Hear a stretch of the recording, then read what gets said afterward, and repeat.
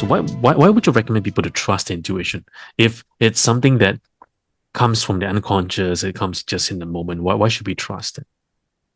Nice. Hmm. Yes. It's for myself, I can say it's over 40 years of experience hearing this guy, right? Mhm. So obviously, why not trust that? Yep. So you're on one side is 40 plus years of experience, Mhm. and then on the other side is maybe some logical, skeptical question. Oh, am I capable of doing something? Mhm.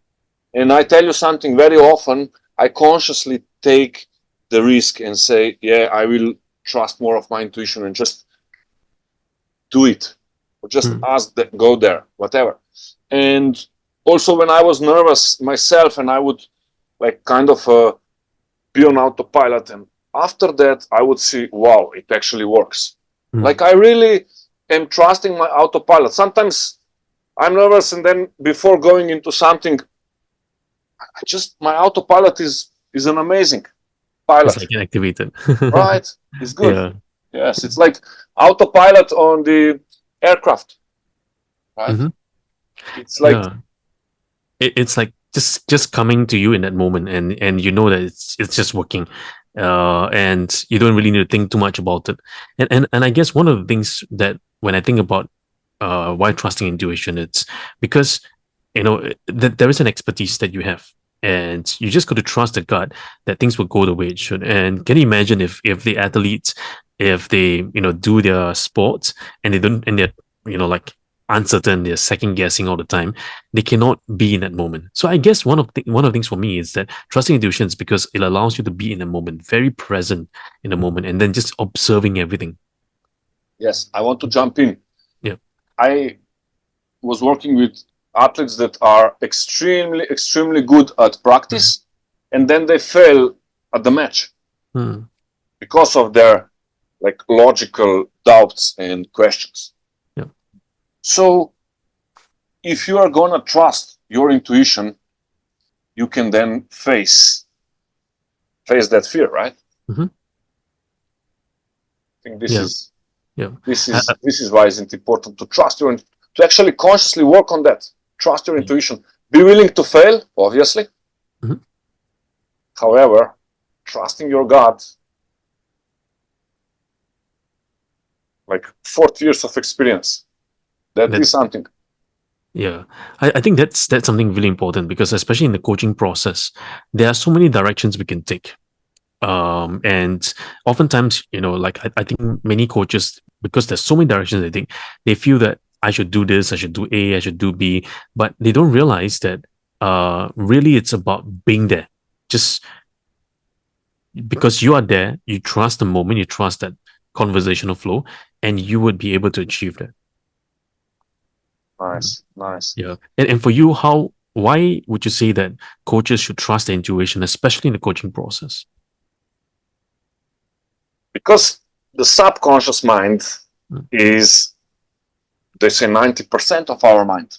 Mhm. So actually, all our experience, all our feelings, everything is there. Mm. So it's a big chunk of knowledge. Okay, maybe it's not logical for us, but it's a much bigger chunk. So actually, if I'm like trusting my intuition, I'm trusting chunk of like 40 years of informations and Mm. experiences Mm. versus one negative question. So it's a big chunk. So from that perspective, I think, and very often the like what I do with my clients is I welcome the unknown, Mm. right? Because it's such a big field. It always go into some creative process, and without intuition, we will only be on our logical level. We will never go as deep as we would if we would, Trust it. go a bit more Yeah. intuitive. Intuitive. Yeah. Yeah. I like what you mentioned about to go deeper, Mm. um, and to really be intuitive about things, because I think a lot of us we are not intuitive, and we don't trust our gut enough, and as such, we we kind of like don't allow our clients to have a taste of how what deep conversations can really do for them. And so we kind of rob them from uh, experiencing coaching to its fullest. So I would say the reason, one of the strongest reasons why you should trust intuition is because you want to be able to be bold, to go deep with your client, rather than just holding back and just expecting things to happen by chance. So I guess intuition also comes on the heels of being intentional in what you do. Very nice. Yeah. Yes. Yeah. And I think we practice that. We can practice it. We can get better at that. Like Mm-hmm. we need to practice that on daily basis. Be a bit more intuitive, a bit more curious. Go a bit deeper. Go into that. I would say foggy, unknown, Yep. a bit a bit more fearful. Mm-hmm.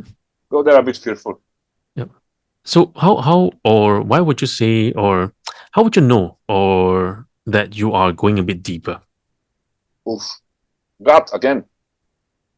Gut again. It's a feeling, right? Like playing with the silence.